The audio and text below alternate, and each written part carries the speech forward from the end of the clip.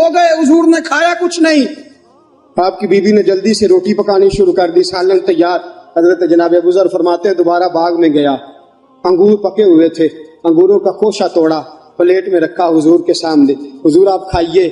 उतनी देर में रोटियां पक के आ जाती हैं, सालन पक के तैयार हो जाता है। फरमाया हुजूर एक खजूर उठाते हैं, मुंह में रखते हैं, फिर बड़ी देर सोचते रहते हैं, फिर एक अंगूर उठाते हैं, मुंह में रखते हैं, बड़ी देर सोचते रहते हैं, फिर एक अंगूर उठाते। बड़ी मुश्किल से 2-3 अंगूर हुजूर ने खाए और गहरी सोच में हुजूर रहे। फरमाते हैं उतनी देर में रोटियां पक के आ गई, सालन मेरे नबी पाक के सामने आया। जब रोटियां पक के आई, सालन सामने आया।